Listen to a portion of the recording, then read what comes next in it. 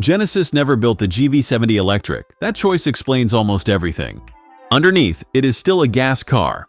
For 2026, its rivals were all drawn as electric cars from a blank sheet. The GV70 was not, and yet, plugged into a fast charger, it refills quicker than nearly all of them. How it manages that is the odd part, and I will come back to it.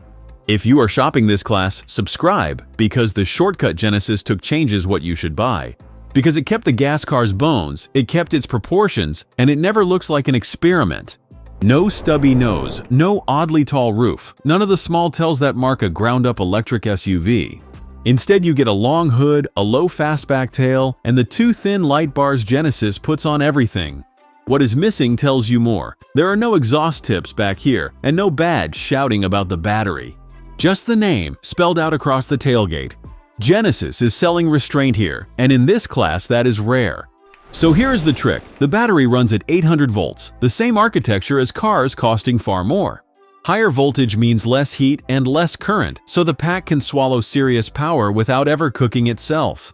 10 to 80% takes about 19 minutes, which is one coffee and a slow walk back to the car. The Audi Q6 e-tron, drawn as an electric car from day one, quotes 21 minutes for that.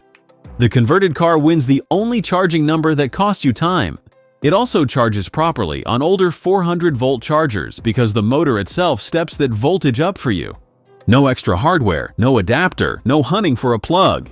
That cleverness has a bill attached, and the bill arrives every time you look at the range. A body shaped around an engine bay never slips through the air like a purpose-built electric shell. So the 84 kilowatt-hour pack returns an EPA rated 263 miles. The Audi, for almost identical money, is rated at 307 miles, and that gap is real. 2.5 tons does not help either. Reviewers keep landing on the same verdict: quick, quiet, heavy, and thirstier than the brochure suggests. If your week is long highway runs, that shortfall will annoy you. If it is city miles, you will never notice. Inside is where the shortcut stops costing you money and starts paying you back.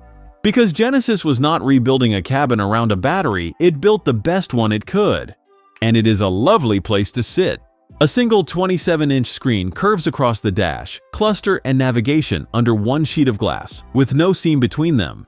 It is the single biggest change of this update, and it drags a cabin that was already very good several years forward. The seats are quilted Nappa in a cream so pale it feels like a small dare.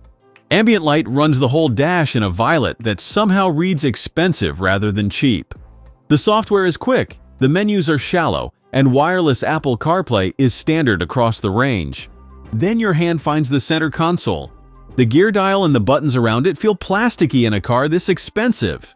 It is the one spot where you can feel the money stop. Everywhere else, the finish is close to flawless. Genesis kept real dials for temperature and volume, which sounds small until you have used a rival that buried them. The trunk still holds nearly 29 cubic feet, only a fraction down on the gas car. And now the number that decides it, $64,380. That is where the entry-level trim starts. And the trim you choose matters far more here than almost anything else on the order form.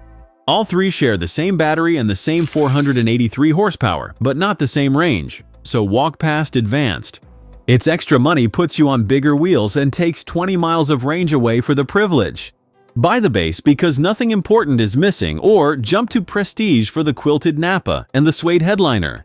And back here sits the last reminder of the shortcut, because rear space is merely fine where its rivals are generous. Genesis did draw one as an EV, the GV70, next.